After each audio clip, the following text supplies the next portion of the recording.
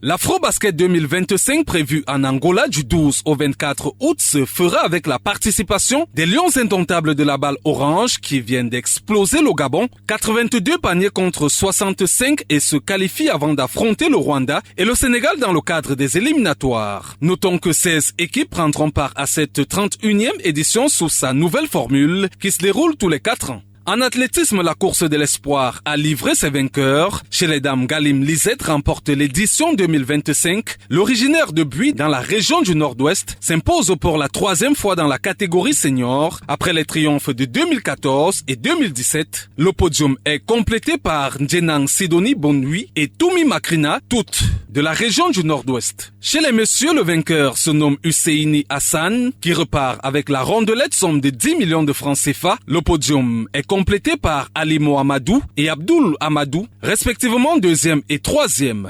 En football, le tournoi de l'UNIFAC s'est achevé ce 22 février avec le sacre des Lions U17 du Cameroun. Après 3 sorties ponctuées par 3 succès, 9 buts à 0 contre la RCA, 7 buts à 1 face au Gabon et 6 buts à 0 face à la République démocratique du Congo. Le Cameroun et la RCA se qualifient pour la Coupe d'Afrique des Nations de leur catégorie prévue cette année au Maroc. Les Lionceaux sont logés dans le groupe B tandis que les Jeunes Fauves sont dans le groupe D. Notons que dans ce tournoi de l'UNIFAC, le Cameroun inscrit 22 buts et remporte 2 prix individuels, à l'instar du meilleur buteur qui n'est autre que Franck Mafani Louma avec 8 réalisations et le meilleur joueur David Mimbang. Dédommagement d'Antonio Conceição après la rupture de son contrat à la tête de la sélection nationale du Cameroun. Ses 2 adjoints, François Omambik, entraîneur adjoint, et Jacques Songo, entraîneur en charge des gardiens de but, s'en sortent chacun avec 66 millions de francs CFA. Terminons avec la 13e journée de la MTN Elite One. Colombe du Djei Lobo continue de voler très haut. Nouvelle victoire ce week-end, 3 buts à 2 face à Fauve Azur. Gazelle de Garoua de son côté galope davantage à vitesse grand V en dominant Dynamo de Douala 3 buts à 2. Du côté de Bonamoussadi, la machine du canon sportif de Yaoundé grippée par Aigle du Mungo 2 buts à 0 et Stade Renard de Molong dévore Bamboutos de Mbouda sur le même score. Au classement, la Colombe sportive du Djei Lobo avec 30 points prend son envol, suivi de très près par Gazelle et Coton Sport, tous de Garoua avec 27 points et un match en plus. Dans la zone rouge, malgré la victoire de AS Fortuna, l'équipe reste engluée dans les profondeurs du classement. PWD de Bamenda y plonge tandis que Union et Young Sport Academy font désormais office de patriarches.